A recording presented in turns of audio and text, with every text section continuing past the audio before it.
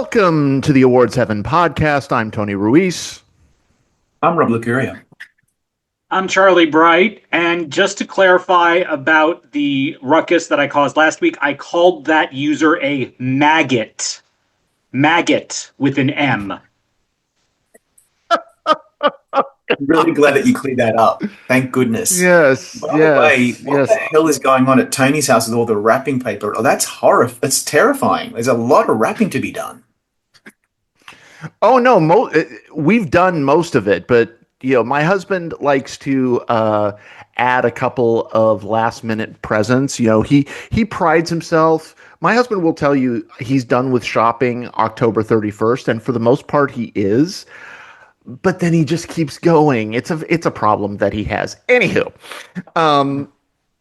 and this is only just one room in my house. You don't even want to see how much Christmas threw up in the other rooms. We have a lot to talk about on today's show. We're joined this week by our friend Christopher Zhang, and I actually want to start with the sad news first, because this is, we never know what's going to happen. We're in the middle of Oscar season, and everything is happening so fast with critics groups and awards prizes, but then a wrench gets thrown in it and just threatens to take away all of our Christmas joy. This week, of course, that was the murder of Rob Reiner, the celebrated actor and director of pretty much everybody's favorite movies. And I don't think we need to go into a whole lot about the circumstances. It's all being well reported. There's a lot of rumors going around, and I don't want to engage in any of it. But Chris, what were your thoughts as soon as you heard this? I don't think I've ever felt this numbingly nauseated about someone's passing since I read about Phil Hartman. It's just so, and the way the news was reported, given the recent mass shootings that have happened not 24 hours prior, that were basically politically or religiously targeted. There were a lot of speculations about how that happened with Reiner. And then when the news finally did come out, of course, it of course had to be people still, certain people, one in particular, have to have it politically exploited for their own selfish reasons. But yeah, when you think about Rob Reiner, I first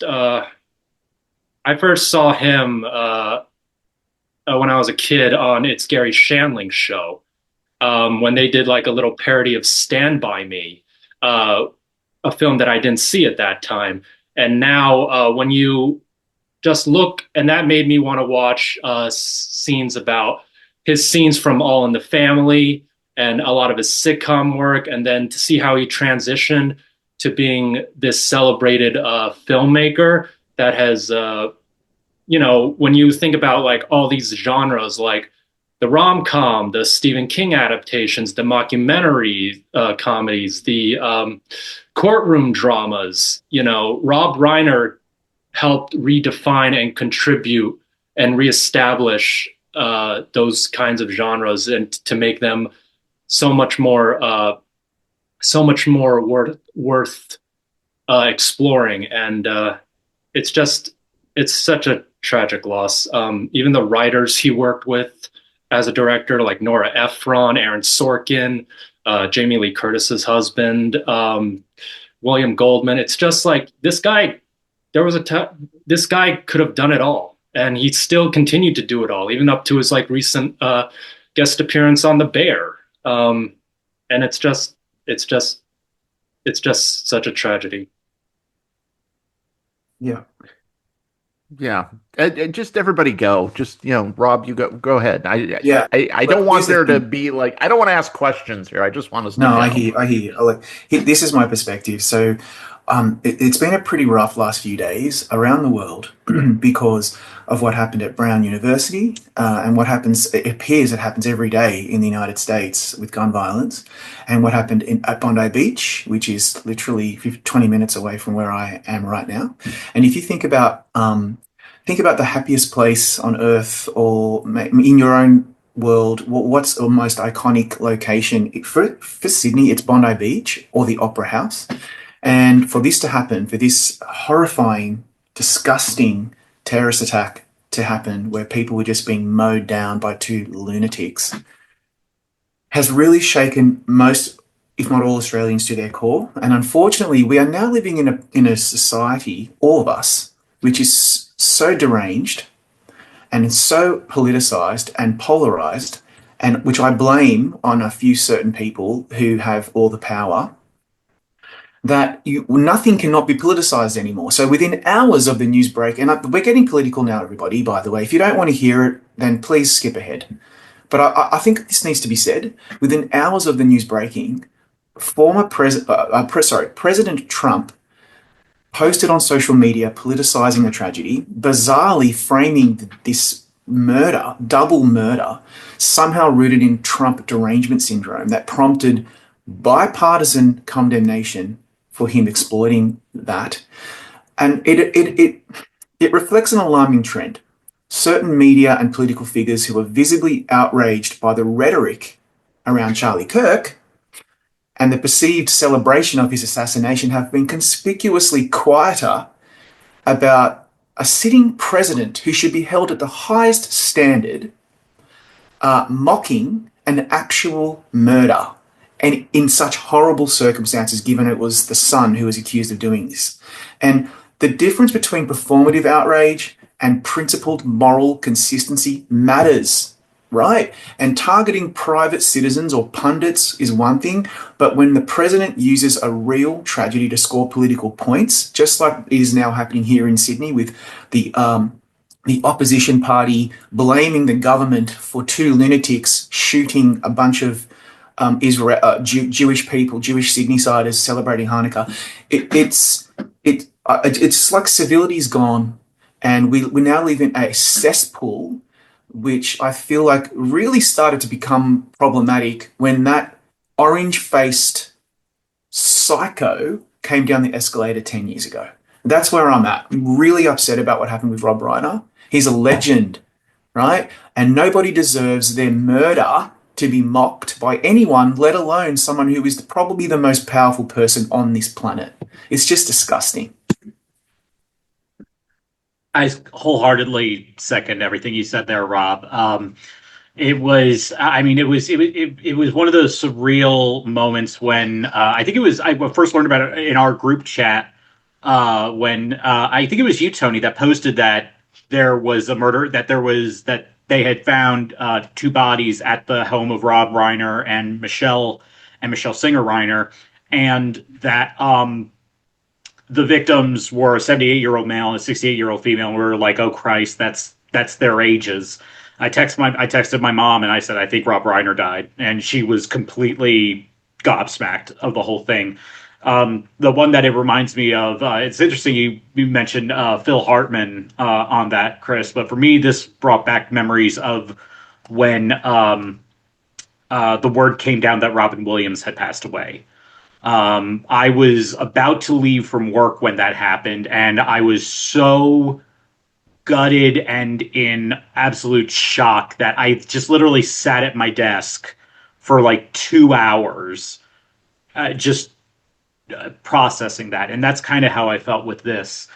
You know, you could argue that Rob Reiner's, his later output hasn't been on par with his heyday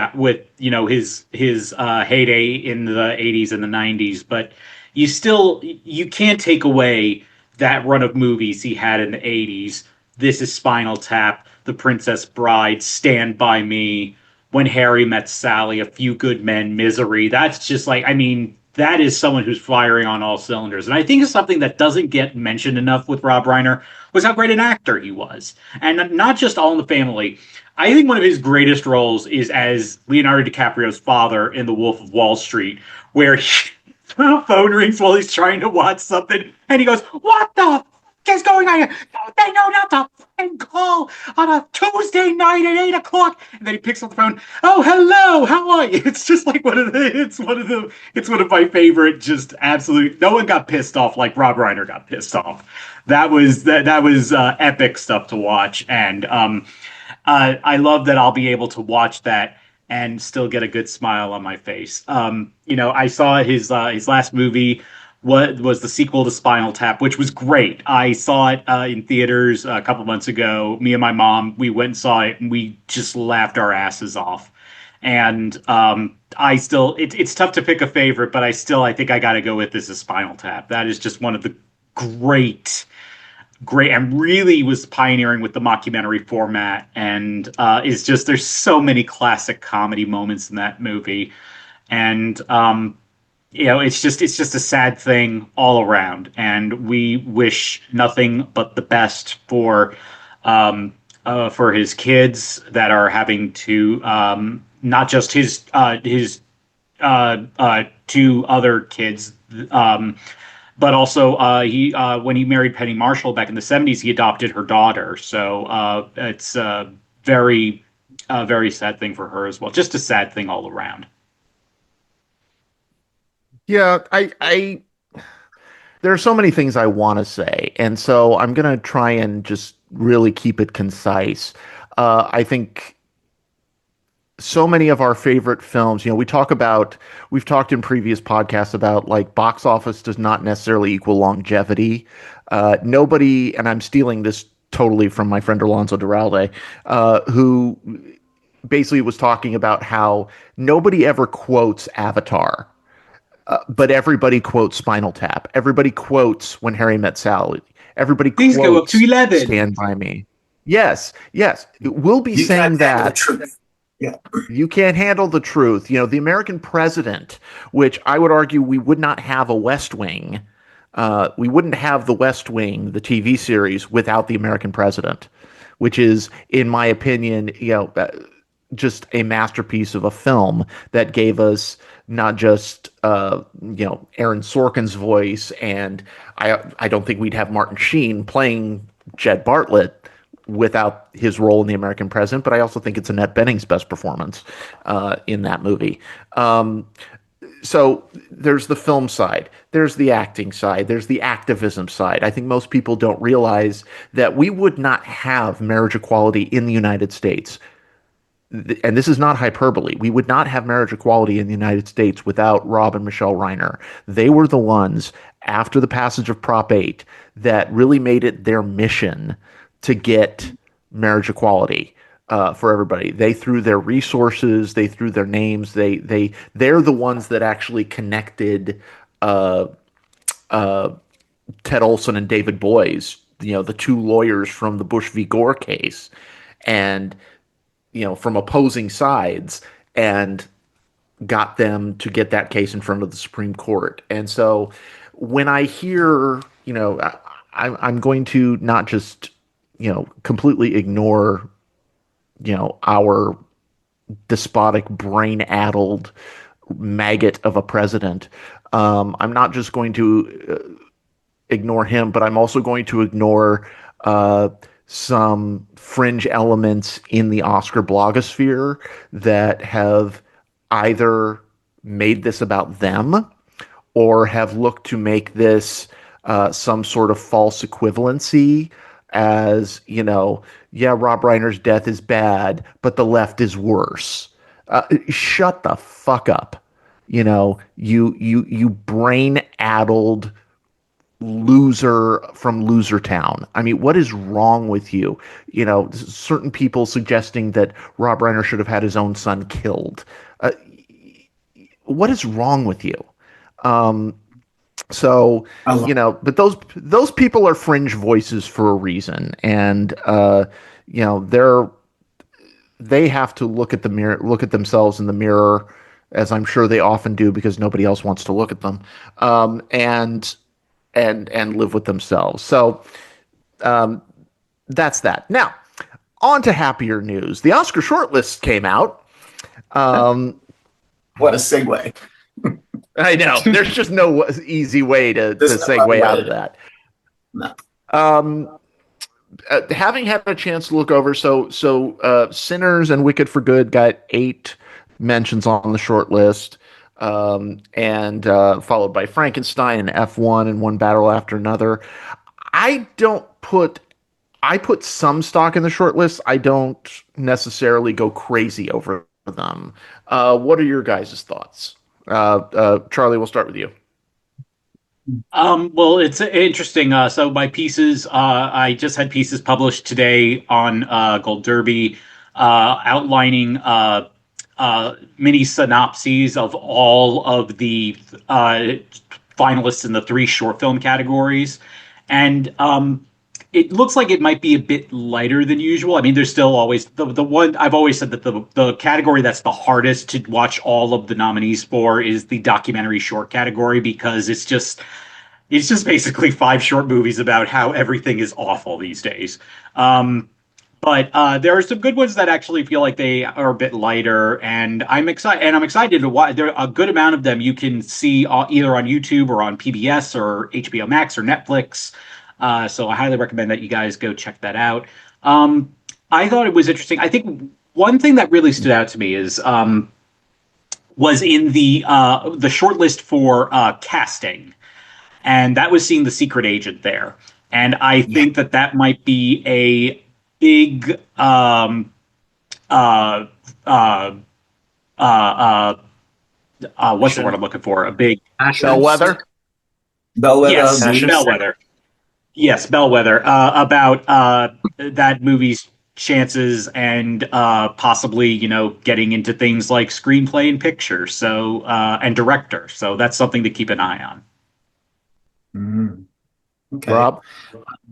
So I've got a few thoughts. So the casting shortlist to me is maybe a this is still very new from most of us, right? The casting category. Maybe it's a read on performance-driven contenders. So like Hamlet's there, Mighty Supreme is there, One Battle After Another. But seeing Sentimental Value, The Secret Agent, and Sirāt, which received 5 mentions, which is nothing to sneeze at. It's actually really impressive for a fringe contender beforehand, and now I think is actually quite. It certainly doesn't hurt its campaign. But then Jay Kelly's not there. The Testament of Anne Lee is not there.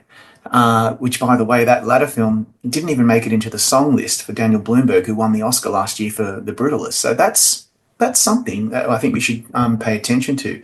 I'm really disappointed that Predator Badlands didn't make it at least into visual effects for the Bake Off. I thought that it was a shoe-in there. I feel like maybe there's just a bias against the Predator franchise, and I understand that. And people who haven't seen Predator Badlands are probably never going to want to watch it because they're not interested in that kind of thing, even though it really is an absolutely amazing, fantastic film. Um, I was really excited about the score and song shortlist. There was a few surprises there, but all of my favourite scores made it on there, including Sirāt again and Hedda and House of Dynamite. Not necessarily going to make it into the final 5, but still really exciting. The sound shortlist was really cool. I just feel like let's just kill off that category now and give the award to Sinners. I just feel like the sound on Sinners is so innovative and so brilliant that it should win that Oscar anyway. Yeah, and the international feature shortlist is really fascinating because we've talked about this before, but like Neon could most likely get all of the contenders in that race, like really all of them. They've got the top contenders. It was just an accident, the secret agent, sentimental value, no other choice, Sirāt. The only film I feel that could probably maybe squeeze in and rain on Neon's parade could be The Voice of Hind Rashab, which is Kauthar Ben Hania's film from Tunisia, or maybe this really surprise entry, I can't say it, from Japan, which made it into, I think, costumes or makeup or Makeup. something. Yeah, so that's exciting as well. Yeah, I love the shortlist. It's a nice little insight into how the Academy's thinking, but I agree with you, Tony. I don't put too much stock into this. Just like the BAFTA long lists, a lot of it is just nonsense. It's just how one particular branch is thinking. But I feel like what it at least does, it gives us some insight into how they're thinking at this stage of the race. Chris? Christopher? Yeah, I agree with all of that. The casting category, outside of Secret Agent Sirāt, even weapons, it's kind of uninteresting, like Frankenstein, really.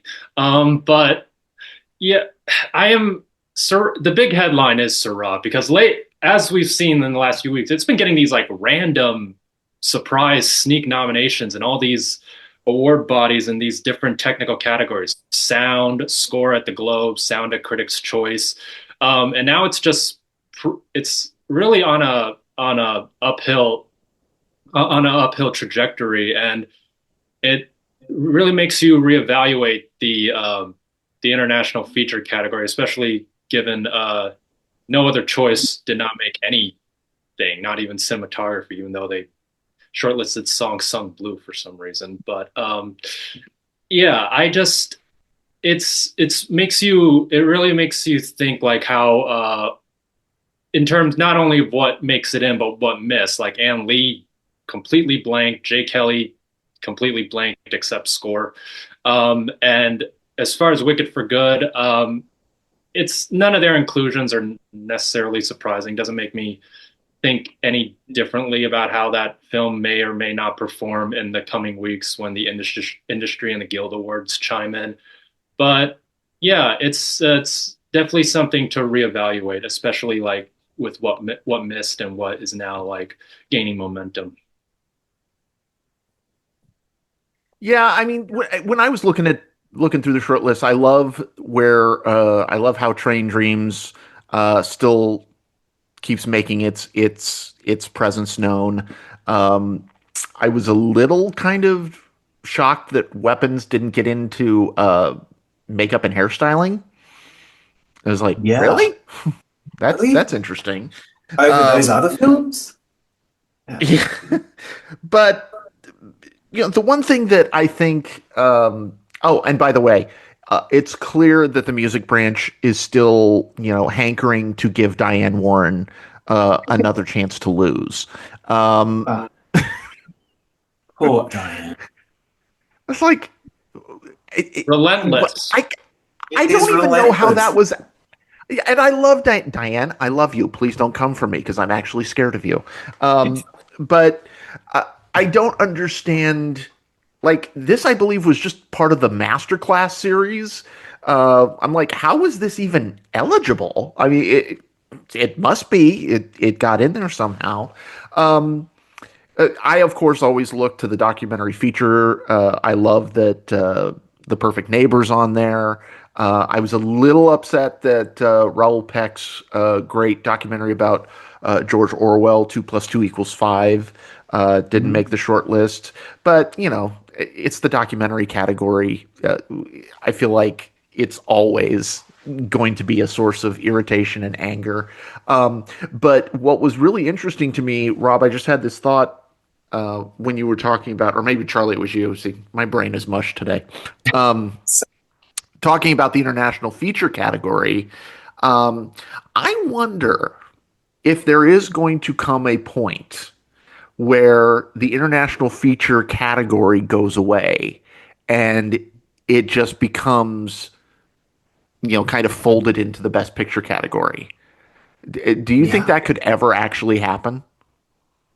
If we Gosh. No. actually get four neon contenders in Best Picture, then that would truly be unprecedented. So Yeah. Netflix will Especially be Netflix will be just walking around going, "What do we have to do?"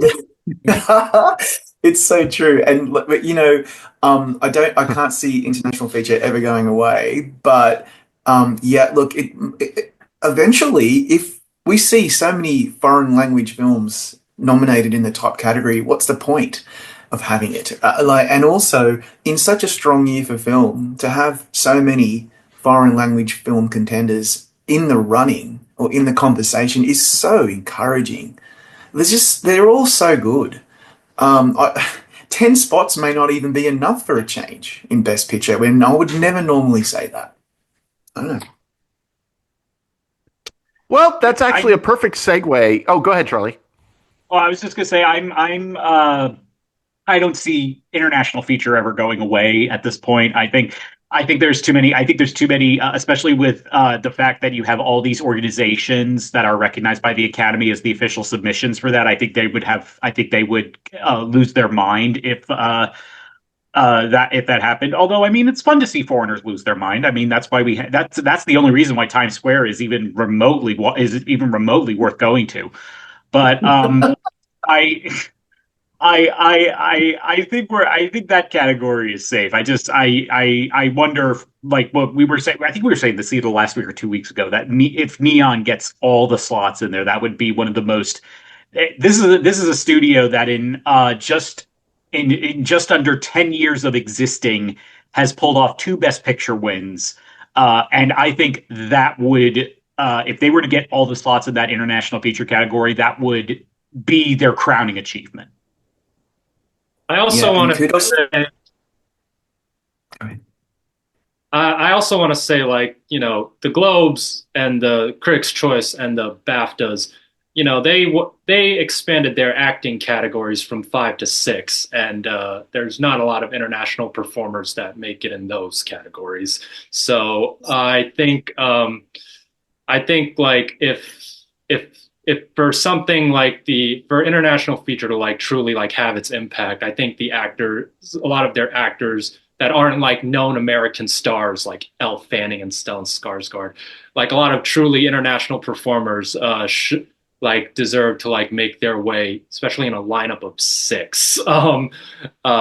And have that would be like the true impact of the film's power within the Academy. Yeah, and my final thought before we move on is that kudos to Neon for getting their films seen. We all know they send out these beautiful books full of DVDs to media and to voters. They spend a lot of money on pointed parts of their campaign, and it's really working. They have a good slate of films. That's number one. Number two, they know how to get them seen. You got to get eyeballs on this stuff, otherwise it just does not. It just does not resonate. That's just as simple as that. Well, and part of that is a perfect segue into talking about The Secret Agent, which I watched last night, the film that won Best Actor for Wagner Moura and Best Director at Cannes. Moura has picked up Best Actor prizes at several critics groups. And I'm curious, Rob, I'll start with you. I'm curious, what are your thoughts about this film? I was really impressed with The Secret Agent because it is narratively quite a dense film and it does not hold your hand. You really have to pay attention. A lot of it is what is unsaid, what is unseen. So this is about, old school surveillance, and it's about how authoritarianism seeps into the DNA of a society after some time.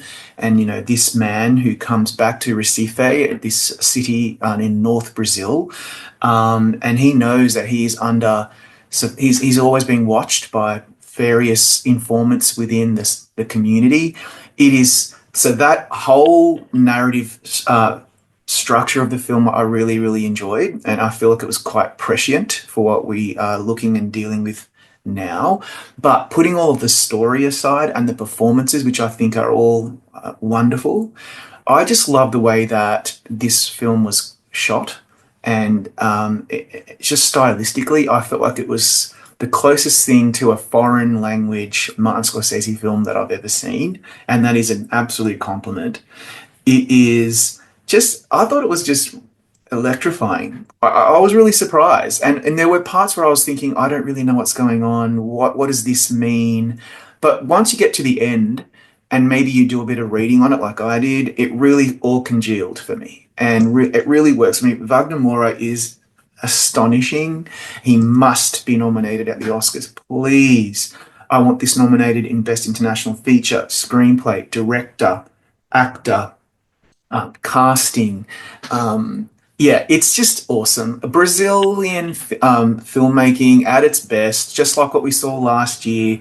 I want to see more. The Brazilian film industry is obviously on an upswing. It's a resurgence, perhaps. I don't know, but please, please, more. Charlie? I basically echo everything Rob said there. It's been a while for me. It's been 2 months since I saw the movie, but I remember being thoroughly entertained throughout the entire thing. Even moments where I wasn't exactly clear about what was going on, like you said, Rob, I still found myself just absolutely just enthralled with it. And Wagner's performance is incredible. It really is great. It's no wonder he won the Best Actor award at Cannes. Chris? Yeah, I know this. There's a lot of conversations with this movie in reference to last year with I'm Still Here for obvious reasons. But this movie, it was like honestly, it was like watching like a memory play, something like the Glass Menagerie. For any of you play nerds, um, and it is something. Rob's right. It really does is something that rewards your patience because the structure and the style and the way it's shot. There's like a 15-minute sequence in the second half where every minuscule like plot detail they just all come together. Um, and the way it balances tone, it's very playful in some of its scenes, but also like can be very violent, especially in terms of like what characters are on the receiving end of that violence, and like a lot of like very playful figure of speeches like the hairy leg, how that is connected to like uh the political dictatorship. And in a year where there's like a lot of films that juggle that theme, with one battle after another, it was just an accident. Even in the documentary categories, something like My Undesirable Friends, it's it's so interesting to see all these like different takes on what that means to be part of a political resistance, and also the reflection on that. You spend the entire movie going through Wagner Mora's like perspective, and it tells you, and then you find out what it says, what his experience, how that is different from how he's remembered and what history chooses to take from that, and how that's reflected on his like on his kid. So yeah, and I'm over the moon about that casting shortlist because the one who plays his son, he's great. The one can't remember her name, Tanya Maria, I think, the one who houses him. She there's just so it's just a great ensemble. I really hope he wins. He probably won't because SAG and shit. But like, I really hope he wins. Especially given a certain front runner's latest, let's just say, youthful comments about his award chances. But that's a moot point. We're gonna have to talk offline. I've been so busy today, I didn't hear what you were referring to. But so I watched this film last night, and I'm going to preface this with the fact that I probably wasn't in the right headspace to watch it. Gotta Um, be. uh, it's finals week. I'm grading exams, morning, noon, and night.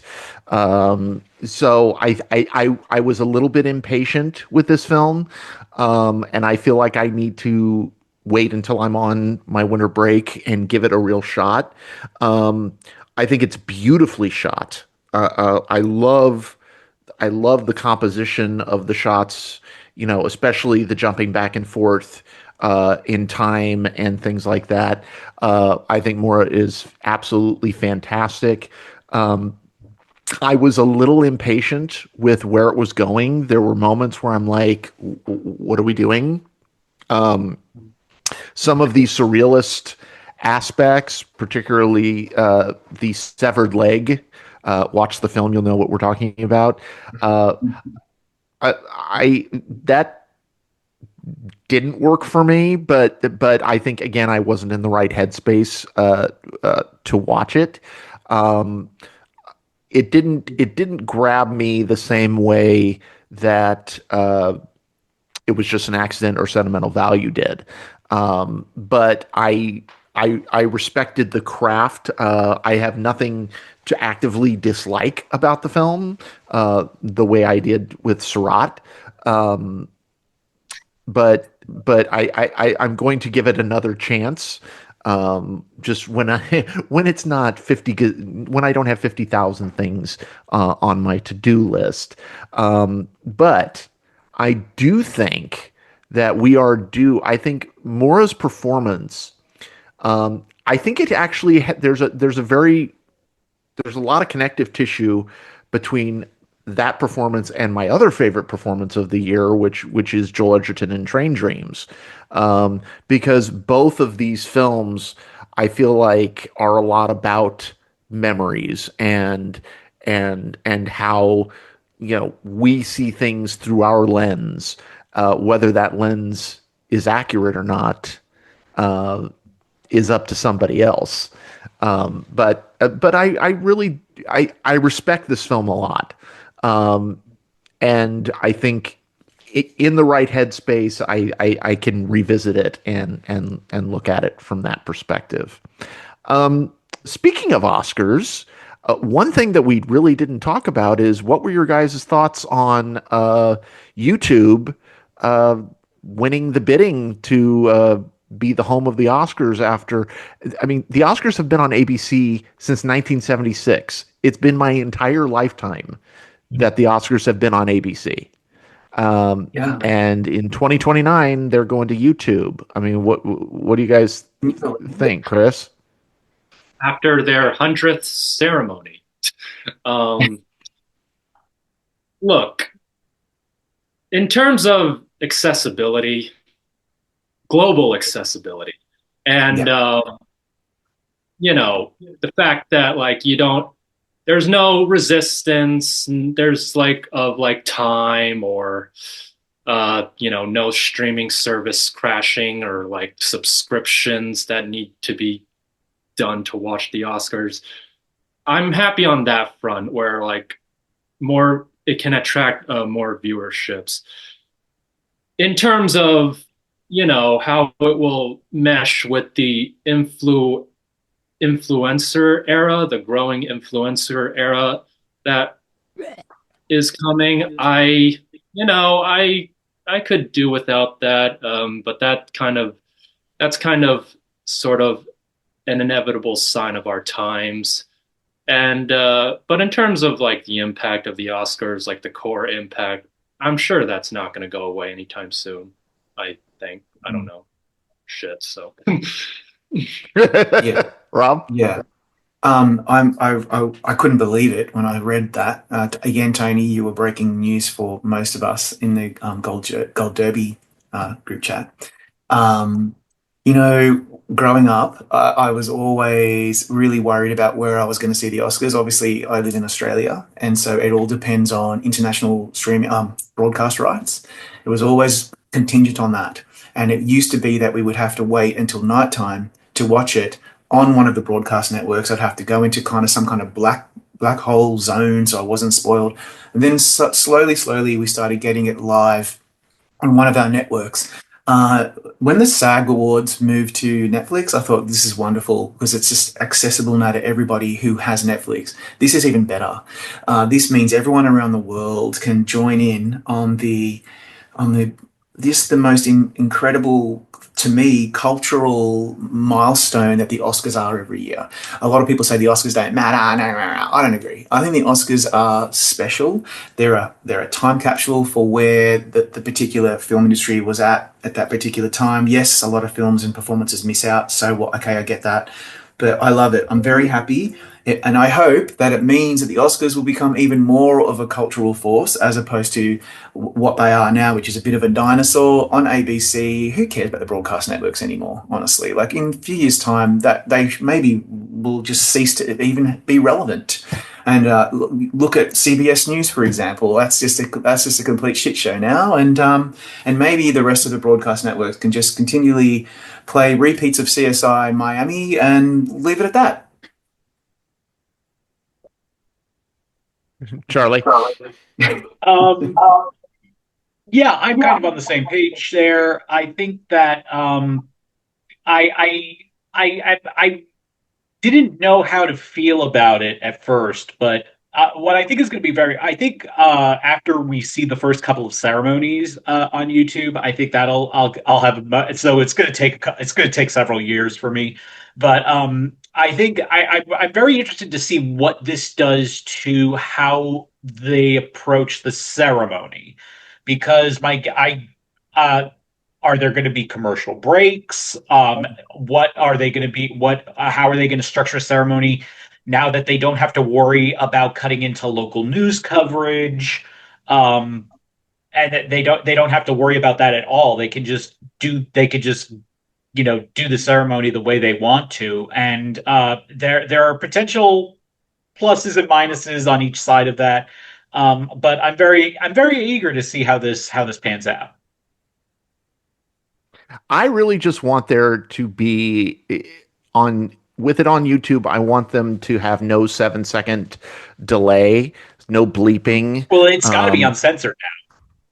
I want swear words in my Oscars. I want Meryl Streep to get up there and present the Oscar for Best Actress and says the Oscar-winning cunt is, and and direct your Yes, letters. And please. other poems by Maya Angelou. Angelou. Correct. Correct. Direct your letters to somebody who cares. Hell, send them to Sasha Stone for all I care. Now, Sorry. Go on. If you have any complaints, you can register them by calling 202-456-1414. Hashtag the left is always wrong. I don't know. Call that number, see what happens. I'm not calling that number. You can tell. No way. Yeah, no, I'm not. Anyway, speaking of swearing, this week's top five, we decided, you know what, the world is a shit show, and so we want to complain because it's cathartic. You know, it gets the shit out of us. So we're going to complain this week about television, and this week we are going to have our top five Emmy wins that bug the crap out of us, that we don't like, that make us very unhappy. And in doing so, we're going to be mean and vicious, and we're going to be cleansed. You know, it's like an Emmy colon cleanse. That's what we're doing here. Chris, start us off. What is your number five? Okay, so I came up with like 12 of these. So So did I'm I. gonna I'm gonna go what is I think is a pretty shared opinion. Not the first time this show will get crap from me. Game of Thrones, best drama series 2019. What the fuck was that? Like what? And how we all thought, and how we all knew it was going to happen. Exactly. That's the embodiment of the popular voting system right there. At no point when that final season was airing, which I don't watch because, so that's how I know how bad it was. At no point during that final season when that was airing up all the way to the Emmy ceremony, did anyone I know, and like anyone, all the, friends on social media said that was a great final season. Or I loved the way that show ended. And then to get like, okay, I don't know, it got like 30 plus nominations, like that probably like the most for a series at that time. And and when you had like, I think 8 nominees in like during a year where like, I don't think they allowed for 8 nominees yet. Or I think it was like 7 at the time. And you had all these other shows, but I guess because of this popular voting era, there wasn't enough momentum or passion for a alternative that they just like they all defaulted to Game of Thrones. And I was like, just why? What is this? All right, that's it. Wow. Charlie. My number five is among several things that if you actually go down a rabbit hole on YouTube, you could probably find me reacting to this when I'm going to stay I in the know same it. year, 2019. No, it's not the one you're thinking of. It's not the one you're thinking Oh, of. okay. Oh, damn It's it. 2019. Excuse me. Let's see. It's 2019 Best Animated Program when The Simpsons won their first time in several years against the show that I think is one of the best shows of the 20th century, and that's BoJack Horseman. I've never seen a show like BoJack Horseman that can have a gut busting sight gag that is reminiscent of something you might see in Airplane or The Naked Gun, and then in the very next scene hit you with an emotional gut punch. And that's what this episode did. It's interesting that the first time this show got nominated in an animated program was for an episode called Free Churro, and the whole episode is a monologue of Will Arnett giving the eulogy at his mother's funeral, and it is emotional. It's incredible. The fact that Will Arnett was not nominated for the voiceover category still stings. And I was visibly pissed when that happened because I was like, what does this show have to do to get recognized? And there was nothing it could do because it ended up not getting anything from the Emmys. But that's one that still really lingers, and I am still not for I do not forgive. Rob. Okay, so we've got to speed this up because we're running out of time. So my number five, I'm going to do like a dramatic interpretation of how it happened. 1994, John Lithgow up on the stage. Picket fences. I almost ripped the TV off the wall and threw it out. I was only 15. Star Trek: The Next Generation received its only ever nomination above the line. NYPD Blue received 5 billion nominations across the board, won everything. It was the greatest thing ever made. Northern Exposure was nominated. Law and Order received one of its many nominations, and Picket Fences won. Obviously, the tapes were very important back then, and that's why it was able to squeeze out a win. But I was so annoyed that it won because I was so excited about Star Trek: The Next Generation getting that nomination against all odds. No one was expecting it. I'm such a Trek nerd, and so that memory from when I was 15 years old, and now I'm an old bastard, it still hurts. My number five is, I hate to do this because I love her so much, but Jessica Lange winning limited lead actress for American Horror Story Coven. Yep. Particularly when she clearly thought that she wasn't going to win. And she was also nominated against, among others, the great Cicely Tyson for A Trip to Bountiful, which she had won a Tony for.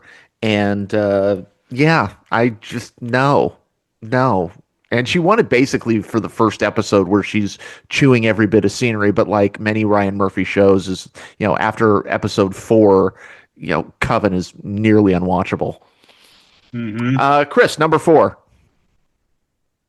All right, I'll make this quick. This is a little more controversial. I don't know why, but and this just sums up the show's wins, all their wins, period. The Bear winning comedy series. That year was so fucking boring. It was literally Bear, Beef, Succession, rinse and repeat. Now, I'm not high on The Bear. I admire a lot of its technical achievements, and that contributed to its storytelling. But it's not a comedy. It's not even a dark one. Why is it sweeping all these comedy awards? what, and almost did it the next year. It's just, and the immediate downfall of this show, in terms of the awards, just, I don't know, I think proves that. So yeah. Charlie?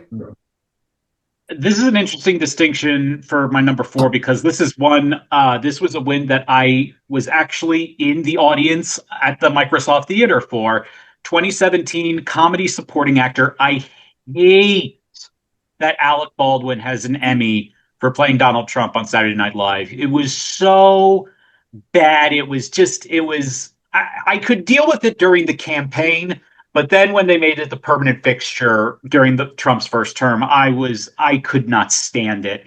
And I wanted to boo so badly in the audience when he won, especially when he was up against Titus Burgess for Unbreakable Kimmy Schmidt, and that was the year of Titus Does Lemonade, which was Oh, just so epic, and brilliantly written and performed by Titus.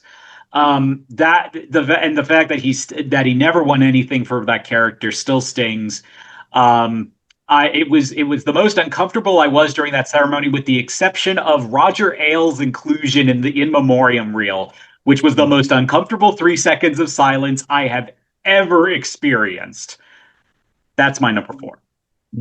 wow, that's a good one, Charles. My number four, Rob? look, and by the way, I don't want to be mean because I love some of these actors, right? And so my number four is Julia Garner, and winning for Ozark on her third win in 2020. Now, I love Julia Garner. I love the character. I love Ozark. It's just that, and by the way, I'm not against repeat winners. A lot of people are. Sometimes repeat winners are okay, but for this one, she was up against Patricia Arquette, Ho Yun Jung, Ray Seahorn, J. Smith Cameron, Sarah Snook, Christina Ricci, and Sydney Sweeney. Okay, it was a killer category, and I was very excited about pretty much anyone winning, maybe except for Julia because she had already won twice before. I was very annoyed about it. I really thought Ho Young Jung was going to win for Squid Game. I almost bet the house on it, or maybe Patricia Arquette for season one of Severance. It didn't happen, and that was very upsetting to me. And but no disrespect to Julia Garner, I just want to make sure that's very clear. I really think that win came about because of how dirty the show did her character. Yeah, Yeah, because that talk about disappointing finales. Ozarks was terrible. Oh, yeah. Yeah, I completely agree. And I could have easily, after Charlie announced his number four, I could have easily come up with a different one because of how lengthy my list is. But I can't. My number four is Alec Baldwin winning for SNL. And it's part of a whole bigger problem I have is I don't believe that that's where those people should be competing. I think they need to bring back the individual performance category. That category existed for years and years and years and years and years. And then they got rid of it and they snuck them into the supporting categories. And I don't think they belong there. Especially, I agree with you. If it wasn't Titus Burgess, I would have given Louis Anderson his second Emmy for Baskets because his submission that year just Or broke my Tony heart. Hale or Tony Hale or Matt Walsh for Veep. even Ty Burrell, like honestly, it was a great category. Yeah. Chris, number three. Okay, so we all have those moments where if some nominee who's nominated a bunch of times and never wins for their show, if they lose one year, you kind of are resigned to thinking they'll never win for that role.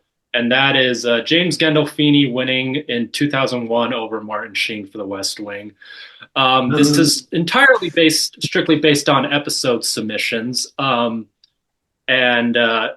his wasn't even like that impressive. Like it's the one where he beats his mistress, played by Annabella Sciorra, who gives a much better performance in that episode. But he's just like an absolute asshole throughout that entire episode, as opposed to Martin Sheen, who where Catherine Justin's character is shockingly killed.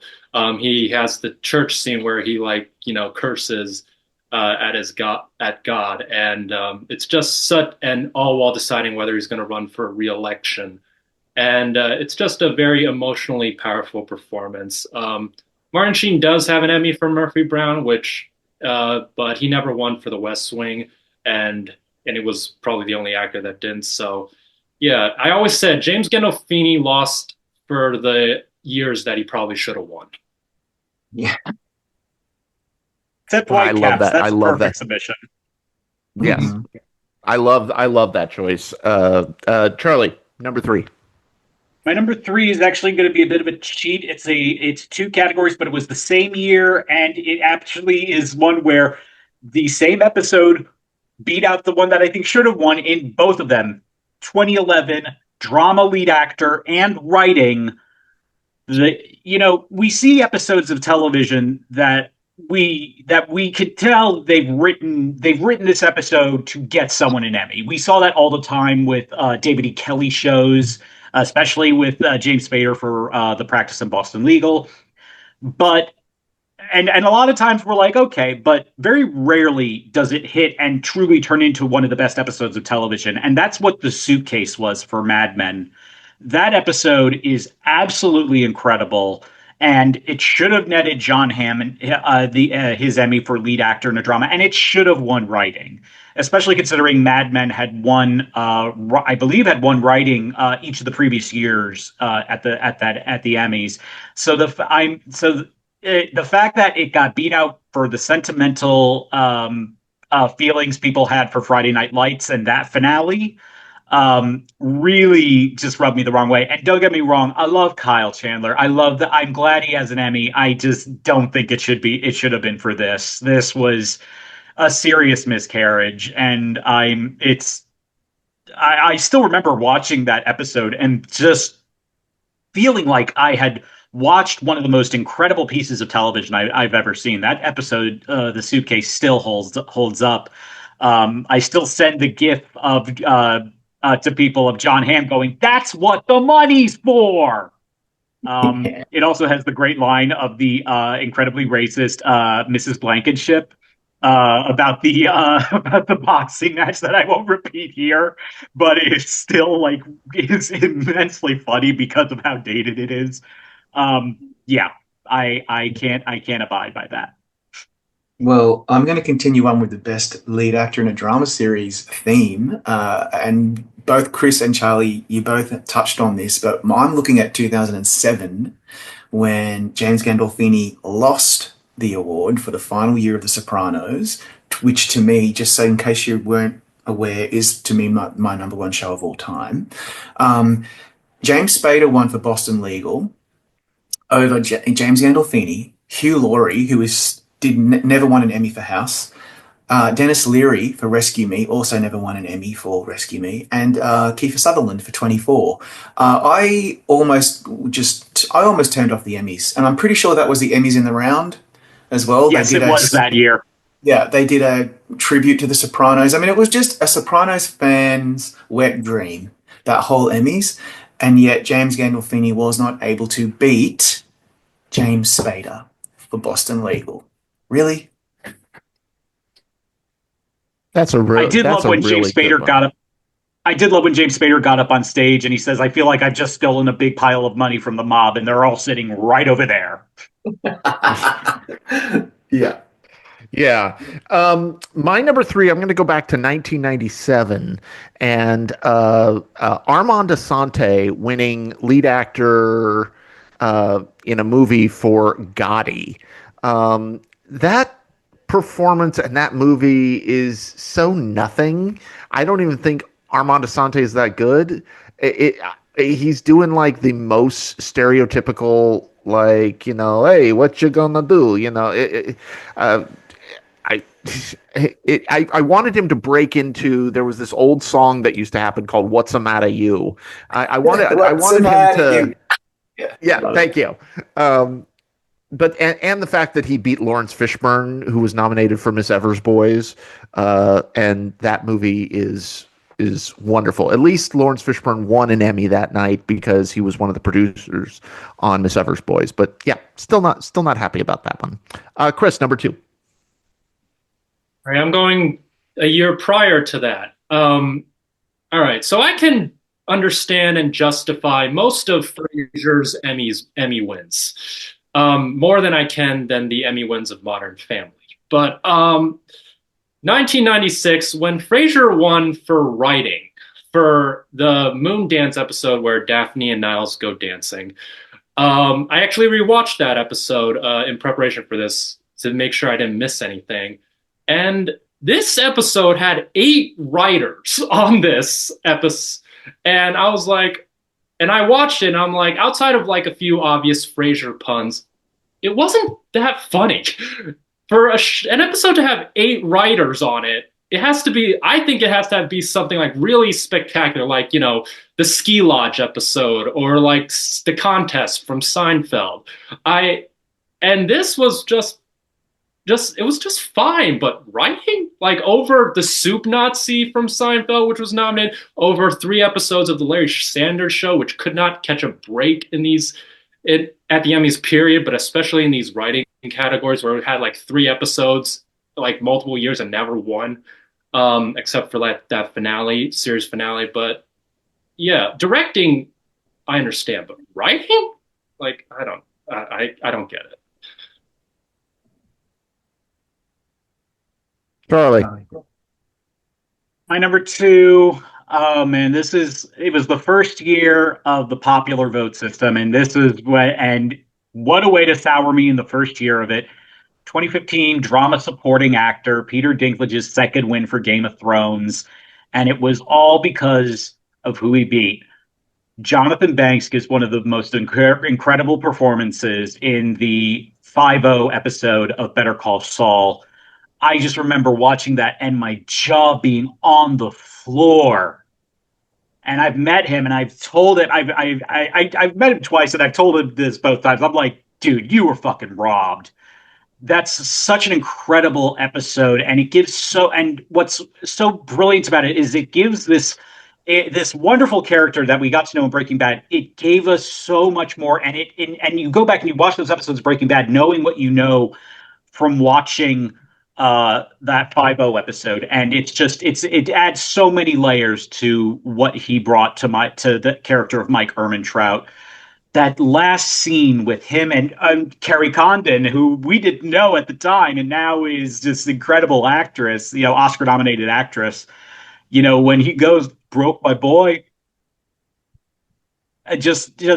your heart just shatters. And what bugged me even more is I could tell it bugged Peter Dinklage. Because he wasn't expected to win, and the only other nominee in his surprise he could think to mention was Jonathan Banks. Yeah, it is a crime. It is a crime, and I think they should change California state law to retroactively jail any Emmy voters who voted for that. I love it. So like everybody else, I have a lot of things that I wanted to say, and I had to whittle it down to 5. And so my number 2 is a writing one as well. Just to piggyback off what Chris was saying. And I was thinking about Battlestar Galactica losing its writing nominations. I was thinking about Buffy the Vampire Slayer, which back in the turn of the century, everybody that I know was really keen on Buffy the Vampire Slayer actually getting some recognition and not being ignored by the Emmys. It finally got a nomination for Hush, and it was so impressive. Unfortunately, it lost to The West Wing's In Excelsis Deo, and that's why I can't say I'm too annoyed about that. But what I can say about writing is it's a bit of a deep cut. So 1992, comedy writing. The only time, now I know this is controversial now because no one likes Roseanne Barr, I get it. But Roseanne was my favorite comedy series of all time, and it's just how I grew up. My sister and I can recite episodes with our eyes closed. It was the only time I'd ever got nominated for writing for A Bitter Pill to Swallow. Amy Sherman, who then later became Amy Sherman Palladino, and Jennifer Heath wrote that. And it never got nominated for Best Comedy Series. It only ever got nominated for some of the actors. Roseanne won, Laurie Metcalf won a couple of times, I think. And I just felt like that show deserved better. And it lost to Seinfeld, The Fix-Up. And that's a great episode too. But I was very, very, very annoyed when Roseanne could not win that writing Emmy, and then it never got another chance again. And that's very upsetting to me. I'm going to go back for my number two. I'm going to go back to the comedy lead actress category. Um, I do not begrudge Helen Hunt having multiple Emmys for Mad About You, but I do begrudge her not once but twice beating Callista Flockhart, depriving Callista Flockhart of the Emmy that she should have won for Ally McBeal, and especially in 1998 when the episode that Helen Hunt submitted, Moody Blues, was a fine episode, but was nothing compared to what Callista Flockhart was doing on Ally McBeal. And I mean, people used to come to my house and we would watch Ally McBeal when I was in college. I was the only one that had I had a 32-inch TV, which was huge then, and everybody watched Ally McBeal at my house. So still mad about it. Chris, you're number one. I knew Charlie was going to pick Peter Dinklage, so that's why, and I have a feeling that's why I went the next year and chose Ben Mendelsohn. Because that was the first time that like the ranked voting was done. So you just picked one. So I kind of had a feeling the Game of Thrones the actors would split, and I was hoping that would lead to Jonathan Banks winning, since the other nominees were Ben Mendelsohn, John Voight, Ray Donovan, and Michael Kelly for House of Cards. And then when that was the first time back when I watched the Emmys, I went, "What the fuck?" when he won, when Ben Mendelsohn won, because he wasn't even alive on that show. He basically played a ghost, and it was a bunch of flashback scenes. Even his episode submission, which was the finale, wasn't. It was just whatever. And if he won last year like that, he actually gave a good performance in that first season. But the year after, I was like, what is this? And then yeah, that just further dug the knife deeper about Jonathan Banks losing to another mid performance. Yeah. Charlie? So I know I know what you're thinking I'm gonna choose, and you thinking I'm gonna choose one of the Margot Martindale wins for the Americans, especially the 2016 one when I broke my fucking monitor because I was so fucking pissed. We've got to find that footage. It's still up on YouTube, and I got to interview Margot several years later, and I even told her about her, and I did tell her the reason I broke my monitor was because I was rooting so hard for Laurie Metcalf, for her performance in that single season show, Horace and Pete. That the performance she gives in that is astounding. But my actual number one, I got to go to 2006 drama lead actor Kiefer Sutherland's win for 24.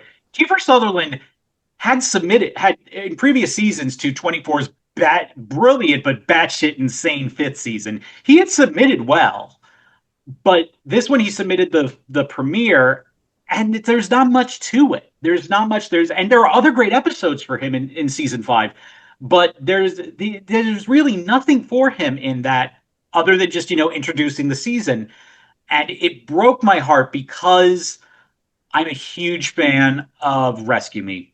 I think Rescue Me is an incredible show, and Dennis Leary got in, and this was that first year that they did the whole blue ribbon panel thing, and Leary submitted the season 2 finale, where at the end of the penultimate episode, his son is killed by a drunk driver. And the following episode, called Justice, is just an incredible, incredible episode for Dennis Leary. The emotions he has in that are so raw, and and in the best possible way is the stuff that Emmy submissions are made of. And so for him to lose, not just lose, but to lose to something that even back then, before the popular vote system, was just, people were digging 24. And the fact that it also hurts that, Kiefer would still win an Emmy as a producer on the show when the show deservedly won drama series. I think the fifth season of 24 is its best season ever. Yeah, that one still hurts. And I audibly let out a huge groan that at the time my parents were going, "What the fuck is going on downstairs with Charlie?" So yeah, that's my number one, Kiefer Sutherland over Dennis Leary. That's a really good one. So for me, I will never experience rage like this again than I did in 2002. For now, let me preface: I love Alison Janney, love her in The Diplomat, in everything she's done, Mom, The West Wing. But when she moved to the lead actress category and her submission was The Women of Kumar, she beat Jennifer Garner for the pilot of Alias, Truth Be Told. And that was the one that I was rooting for the most because I had never seen a show like Alias before, quite like the Alias. And I just thought it was the best thing on TV. And Jennifer Garner completely blew my tits off clean. Like, I was just like, wow, she's incredible. Alison Janney won lead actress for a performance that wasn't lead, that was category fraud. And she also beat Amy Brenneman and Frances Conroy and Rachel Griffiths. Love Frances Alison Conroy, Janney. man, that one still That hurts. I just thought, okay, Jennifer Garner, this is the one for you. You are winning this with her red hair and the music and the way she just owned that pilot episode. And Alison Janney won instead. And I was very, very annoyed about it. And Alison Janney's got so many awards now, and she's just one of the greatest American actresses of all time. Don't get me wrong, but it really pissed me off, and I will never get over it. So I guess I'm going to be Goey. I thought that would be kind of the oldest one on the list, but nope, I beat you all. 1989. Lead actor in a miniseries or movie. Back then it was called lead actor in a miniseries or special. Chris, do you know what I'm going to say? James Woods. Oh my God. Yes. Over the Lonesome Dove actors. Yes. So Lonesome Dove, which was a Western miniseries based on one of my favorite books by Larry McMurtry, Pulitzer Prize winning novel, was adapted into an 8-hour miniseries on CBS. I devoured this. I was 11 years old and I watched it with my father. It is still like one of the main bonding things. It's my favorite book of all time. And so I'm an 11-year-old and going, oh, yay. You know, Robert Duvall and Tommy Lee Jones, I just called them as an 11-year-old, I just called them, oh, Gus and Woodrow are nominated. But it's got to go to Robert Duvall. It's got to go to Gus, right?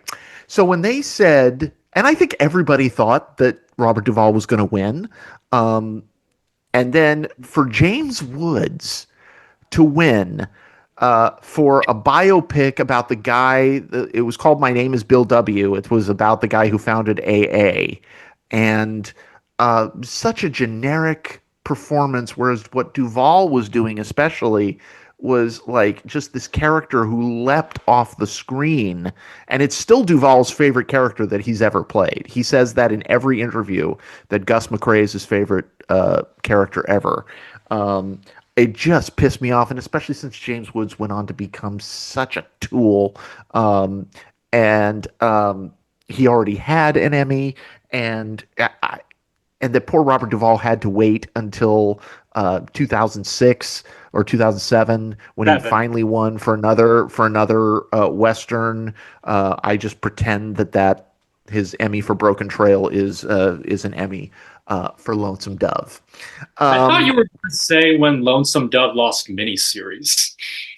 It's on my list, actually. It's on my list, but I love the character of Gus McCrae so much, and I hate James Woods so much that it's still almost 30 years, almost 40 years later, still is stuck in my craw. On that happy note, folks, it's been a terrible week. Please be good to each other. Like and subscribe. Leave us a 5-star review on Apple Podcasts, and maybe we'll read your review on the show. Everybody take care. We'll be back next week for a special Christmas-themed episode. Take care, everyone. Join us next week on the Award 7 podcast.